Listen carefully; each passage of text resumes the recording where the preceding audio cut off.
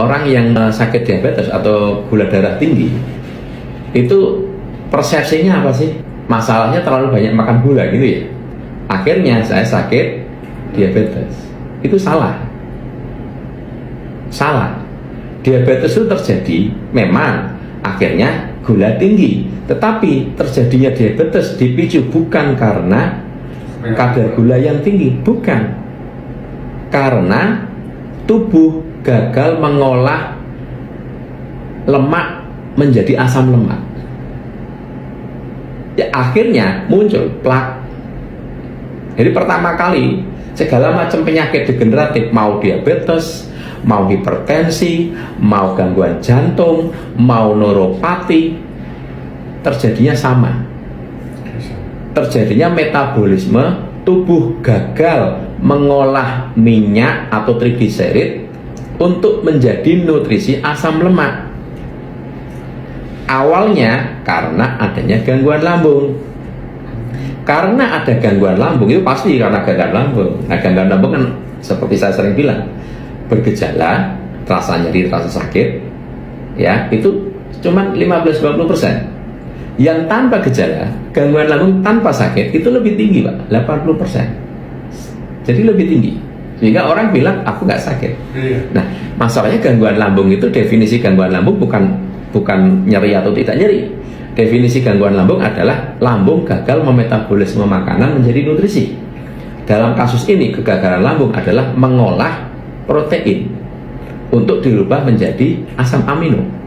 Nah, karena orang dengan gangguan lambung kecenderungannya cairan lambung itu pH-nya mendekati netral, mendekati 7. Apalagi orang yang punya luka radang lambung yang parah, ya.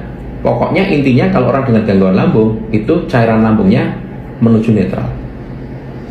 Dengan ditambahi obat-obatan antasida atau penetral asam lambung ataupun tanpa.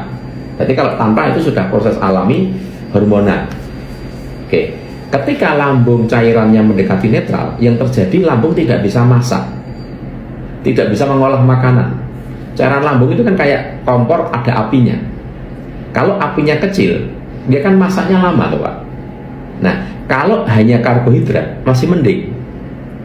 Misalnya makan 100% karbohidrat masuk, itu yang diproses 50% untuk dikirim ke peredaran darah. Yang 50% buang ke feses. Yang sulit itu protein, Pak.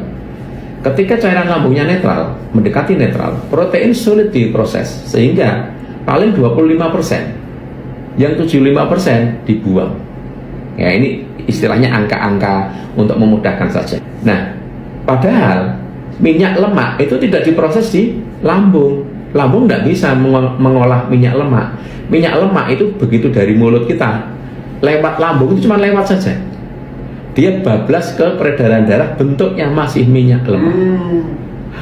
Jadi kalau di lambung semua dipecah, sudah berubah fungsi, jadinya polimer. Poli itu kan bermacam-macam, dijadikan monomer satu.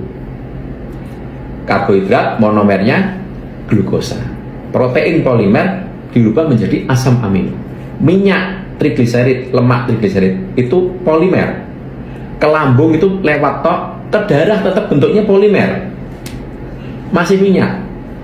Cuman minyaknya disalut sama kilomikron, jadi bentuknya kayak klepon, gitu ya. Tapi bentuk minyak masih utuh, bentuk minyak. Nah, minyak itu pemecahannya ada di darah, di peredaran darah. Yang memecah minyak adalah enzim lipase. Jadi enzim lipase itu kayak gunting, dia memecah minyak, kena enzim lipase kayak dipotong, kayak gunting gitu. Jadi dua, gliserol sama asam lemak. Gliserol dikirim ke liver, ke hati. Asam lemak itu makanan sel. Nah, enzim lipase dari mana? Enzim lipase itu didapat dari asam amino.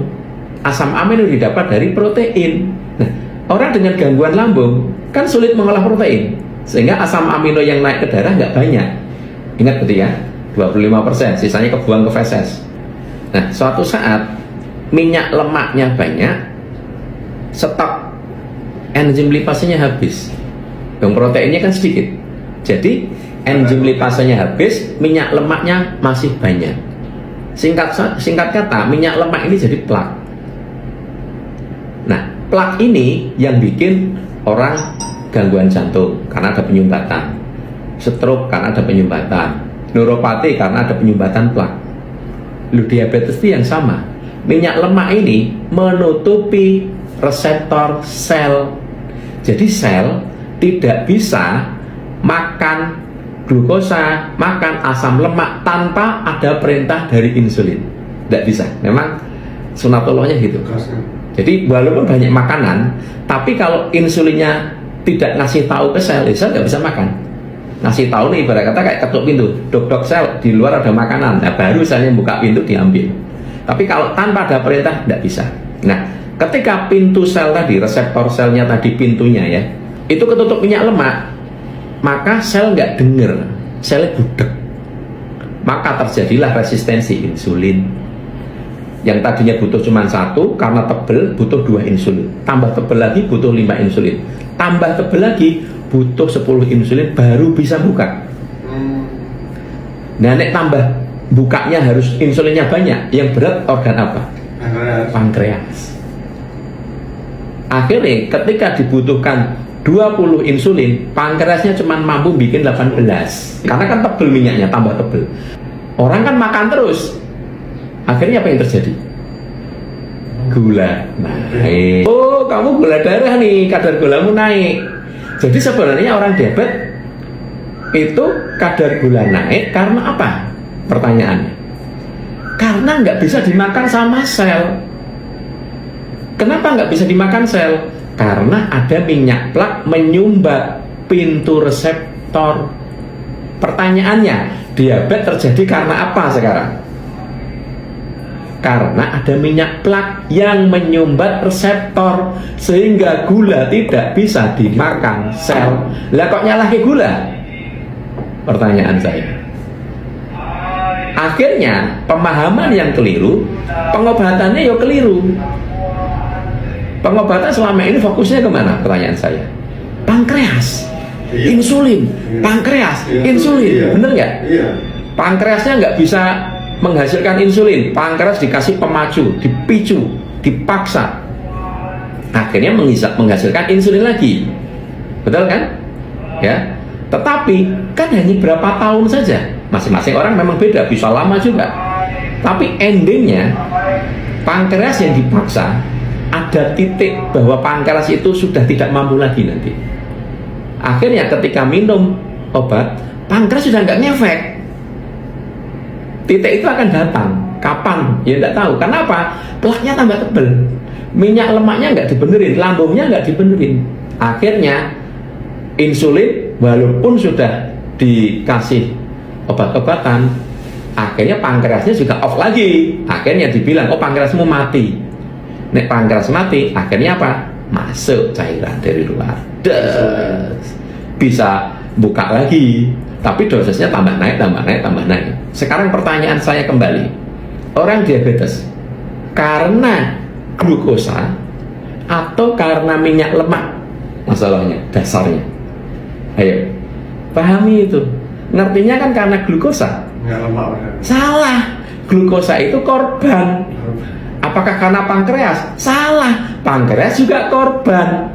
Nah, kalau mengobatinya salah paham, bisa sembuh nggak? Ya nggak bisa, wong salah diobati, sing diobati pankreas, bukan diobati, sing dipaksa, dipicu, digantikan. Ya nggak bisa.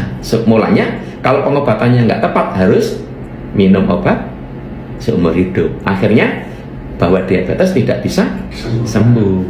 Makanya kalau mau menyembuhkan diabetes, ya minyak lemaknya dibenerin, plaknya dibenerin.